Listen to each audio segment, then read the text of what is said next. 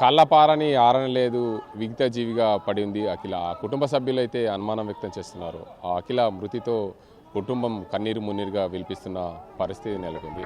చూడొచ్చు కుటుంబ సభ్యులు వాళ్ళు ఎంత రోదనగా విలిపిస్తున్నారు, వారి కడుపు కోత విధించారు అని చెప్పి ఆమె కన్నీరు మున్నీరుగా విలిపిస్తున్న పరిస్థితులు కనిపిస్తున్నాయి.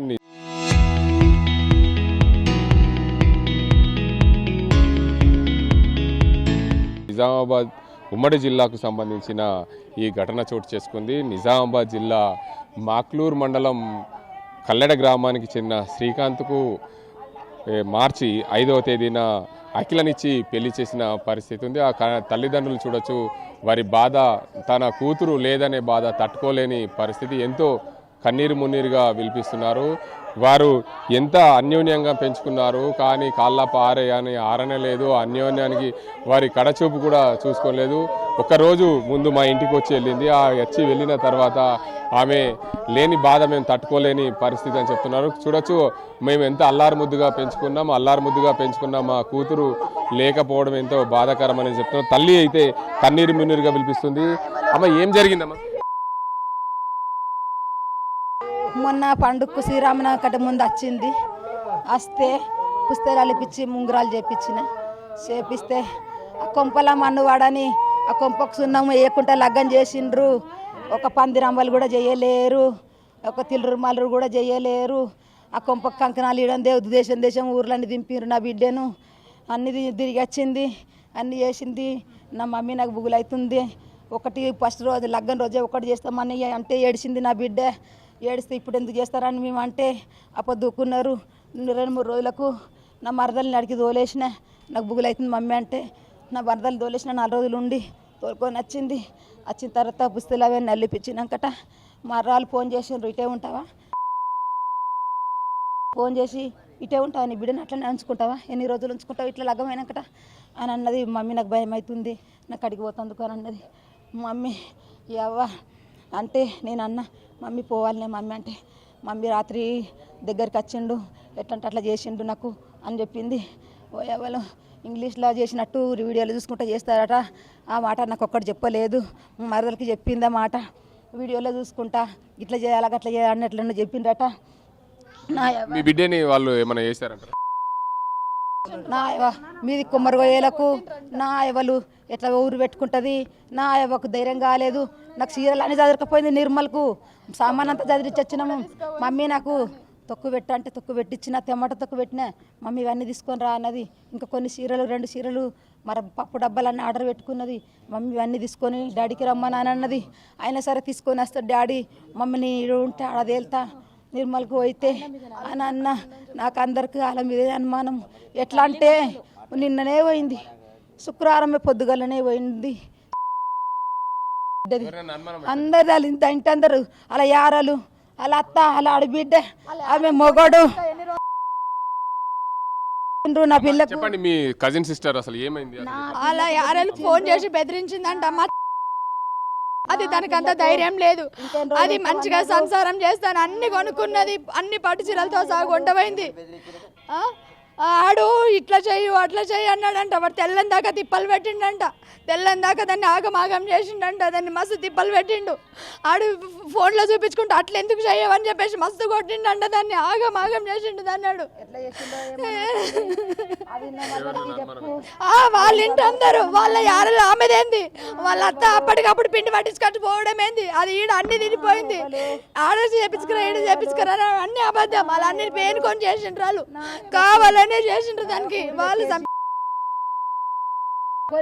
వాళ్ళే పోలు ఊరి పెట్టుకుంటారు. పోలీసు వాళ్ళు మమ్మల్ని చూసినాకనే ఈడ అలా కదా మేమందరం పోయి లోపలికి పోయి చూస్తుంటే ఎట్లా ఏం కథ అనేది. మేము బయటనే ఉన్నాం. 2 పెద్ద మనుషులు దొరకపోయినరు, 2 పెద్ద మనుషులు దొరికిపోయి చూపించిండ్రు. మేమందరం చూస్తుంటే ఎట్లా పెట్టుకున్నది ఏం కథ. వీళ్ళ ఇంట్లోకి వెళ్ళి వాళ్ళ గోడ ఇంకొక ఇంట్లో దిగేటంత సందు కూడా ఉన్నది, మరొక తాడు కూడా ఉన్నదట. అవన్నీ చూస్తుంటే ఇంకా అవన్నీ చూడకముందే మాకు నూకేసిండ్రు. నా పిల్ల బాధలో నేనున్నా. రాత్రి ఆడ పోలీస్ స్టేషన్లో ఎట్లా ఇచ్చినో ఏమో. నాకు గబర్ అయిపోయింది. వాళ్ళు ఏం అడిగినరో ఏం చెప్పలేదు, నేను చెప్పినో ఏమో మర్డర్ చేయకపోతే పోలీసు వాళ్ళు 30-40 మంది పోలీసు వాళ్ళు ఉన్నారు. ఏ అచ్చకన్నట్లో ఉంటారో ఎవరన్నా చేస్తారా? అరే ప్రీ ప్లాంట్ గా చేసిండ్రు వాళ్ళు, చేసిండ్రు కాబట్టి అంతమంది పోలీసుల నాడు ముందే పెట్టిండు.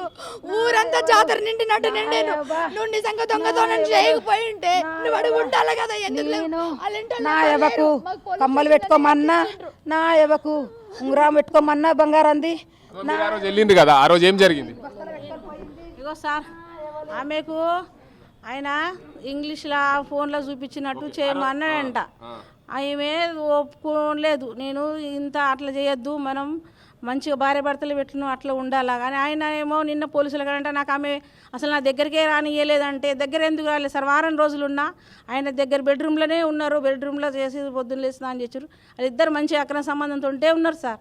అట్లా ఏం లేదు సార్, మంచిగానే ఉన్నారు. కానీ ఆడు చంపేసిండు. కానీ ఇప్పుడు ఆయన ఏమంటుండంటే నేను ఆమె కలనే లేదంటే ఎట్లా కాలేదు? నేనున్నా సార్ వారం రోజులు. నా కోడలకు చంపేసిండు ఆడు. ఆమె అలా అక్క అలా వదినే వాళ్ళమ్మ ఆమెకు అక్కడికి టచబెట్టిన నా కోడలు. నేనున్న వారం రోజులు సారు. మీరు చెప్పండి సార్, ఇప్పుడు మీరు ఒక కూతుర్ని మంచిగా గ్రాండ్గా పెళ్లి చేసి పంపించారు. అసలు ఏం జరిగింది అంటున్నారు? అసలు ఏం జరిగింది సార్? మామూలుగానే పోయింది. మామూలుగా ఇంటి నుంచి పోయింది. పోతా అని చెప్తే పోయింది. అన్ని విధాలు సంసారం చేయడానికే, సంసారానికి కావాల్సిన వస్తువులన్నీ కొనుక్కున్నది. ఆర్డర్ పెట్టుకున్నది. కిచెన్లో కావాల్సిన వస్తువులన్నీ ఆర్డర్ పెట్టుకున్నది. తొక్కు పెట్టుకున్నది. మరి కొన్ని చీరలు కొన్నది. మళ్ళీ డ్రెస్సులు కొనుక్కొని అన్ని నేను తీసుకుపోతా. కొన్ని చీరలు ఇడబెట్టి ఆ వస్తువులు ఇప్పుడు ఈ ఊరికి తొక్కు అవన్నీ ఊరికి పెట్టుకుపోవద్దని చెప్పేసి మేము నిర్మల్ పోయినప్పుడు ఆడికి రండి అని చెప్పేసి అంటే అవన్నీ తీసుకొని పోతా అని చెప్పేసి అంటేనే సరే మమ్మీ నేను ఇవాళ వండ్రి నేను సోమవారం తీసుకొని వస్తా అని చెప్పిన. అంతే, పోయింది అక్కడ లెక్క ఇట్లా చేసి పెట్టింది సార్. నిర్మల్ ఆయన మెడికల్ ఉన్నది, మెడిజిన్ ఫార్మసీ అని నిర్మల్ మాది మన మంచిర్యాల ఎక్స్ రోడ్లో ఉంది. ఆడ ఉన్నది, అందులో ఉంటాడు, ఆడనే ఉంటాను అని చెప్పేసి ఆడ రూమ్ తీసుకున్నాడు. రూమ్ కూడా మేము కూడా రూమ్ చూసి ఆడ సామాన్ షిఫ్ట్ చేసినాం. ఇంకా సదరలేదు. షిఫ్ట్ చేసిన నుంచి ఇంతగా ఆయన మొత్తం ఇక్కడనే వాళ్ళ చుట్టాలు, వాళ్ళ చిన్నమ్మలు పెద్దమ్మలు ఆల్దోలకపోవడం, వీళ్ళు పోకూడదు ఎండాల మా పిల్ల ఏంటంటే ఇది వరకు నా దగ్గర పుట్టింది, ఇంత పెద్దగా అయింది. కానీ ఒక కిరాణ్ దుకాణంకి ఒక పిన్ను గుండు సూది కోసం పోలేదు. ప్రతిదీ నేను తెచ్చిచ్చిన. లేకపోతే నాకు తెలియదు నా మామ రా అని చెప్పి ఇక తెలియదు రామామె అంటే నన్ను వెల్కమ్ పోయింది. ఏ రాత్రి అంటే ఆ రాత్రి దాకా ఉండిపోయింది. ఆమెను BSc నర్సింగ్ చదివించిన హైదరాబాద్ RVM కాలేజీలో అంత చదివించి ఇప్పుడు పోగొట్టుకున్నాను.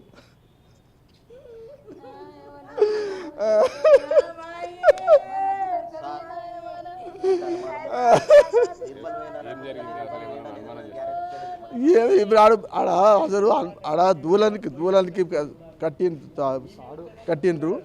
కట్టింది ఒక అనుభవం గల వ్యక్తి ఎవరైతే కట్టుకుంటారో అట్లా కట్టింది. ఈ పిల్లకు ఇతల మామూలుగా నైట్ టైంలో పండుకుంటేనే ఒక పాస్పోర్ట్ అని కూడా ధైర్యం చాలదు. తల్లిని లేపుకొని పోతుంది. తల్లిని లేపుకపోయిన పిల్ల అలాంటిది అంత డేర్గా అంతగానం కట్టుకొని ఇది అవుతుందంటే ఎంతవరకు కరెక్ట్ ఇది? వీళ్ళు నన్ను ఎట్లా చేసింది, ఆమె చేసుకొని చేసి గుండెలో పెట్టి మీదికి వెళ్ళి ఎట్లా చేసిండ్రు, చేసి మరో లోపలికి వెళ్ళి గుండెలో పెట్టి మీదికి వెళ్ళి దుంకి వచ్చారు. ఏం చేసారో కానీ చేసిండు. ఆ పిల్లలు మాత్రం హిందూ చేసుకోవడం భోజనానికి ఆడు చేసేది అన్న క్రిస్టియన్ పండుగలన్నీ వాళ్ళు చేసేది మాకు చెప్పింది ఒకటి, ఆడు చేసేది ఒకటి. అది ఆ రకంగా ఉన్నది. ఆడ ఈ రకంగా చేసి మమ్మల్ని ఆగం చేసారు. మళ్ళీ కూడా తెలుసా ఆడ ఇప్పిరా మా వాళ్ళు ఇప్పిన నుంచి మా వాళ్ళు వచ్చిన కాలక్షేసం ఆడ పోయి పండబెట్టి ముఖం చూపిస్తామంటారు. ముఖం చూడకుండా సడ తీసుకొచ్చారు. డైరెక్ట్ ఆడ ఒక 5 నిమిషాలు కూడా ఉంచకుండా తీసుకొచ్చారు హాస్పిటల్కి. ఇప్పుడు లేస్తే ఇక్కడ చూస్తున్న పిల్ల ఇప్పుడు ఆసంటిస్తుంది. ఏం చేయాలి చెప్పండి? ఎట్లా చేయాలి చెప్పండి? న్యాయం కావాలి. నాకు న్యాయం కావాలి. నా బిడ్డకు జరిగినది న్యాయం కావాలి. నాకు అది నేను కోరుకుంటున్నా. మీడియా పరి శిక్ష విధించాలి. అంతే సార్ నేను కోరుకునేది. మొత్తంగా చూసుకోవచ్చు ఈ ఘటన పూర్తిగా తమ కూతుర్ని హత్య చేసి అలా పడేశారని చెప్పి కుటుంబ సభ్యులు అయితే కన్నీరు మున్నీరుగా విలిపిస్తున్నారు.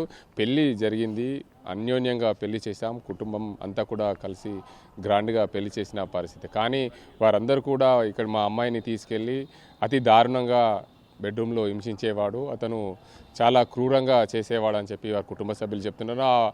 ఆమె ఆ బాధ తట్టుకోలేకనే ఆమె ఇంటికి వచ్చింది. ఇంటికి వచ్చినప్పటికీ కూడా ఆమె ఇంటి దగ్గర ఎన్ని రోజులు ఉంటావని చెప్పి బెదిరించడంతో శుక్రవారం రోజు వారి అత్తగారింటికి చేరుకుంది. అత్తగారింటికి చేరుకున్న సమయంలో శనివారం ఇలా విగిత జీవిగా పడి ఉంది. ఆ వారే కుటుంబ సభ్యులు అత్తగారింటి వారే హత్య చేసి ఆ దూలానికి వేలాడదీశారని చెప్పి కుటుంబ సభ్యులు ఆరోపణలు చేస్తున్నారు. మొత్తానికి ఆమెకు జరిగిన అన్యాయాన్ని మా కుటుంబానికి న్యాయం కావాలని చెప్పి కోరుతున్నారు కుటుంబ సభ్యులు. ఇది ఇక్కడ పరిస్థితి. కెమెరా పర్సన్ అజీంతో గంగారెడ్డి, RTV నిజామాబాద్.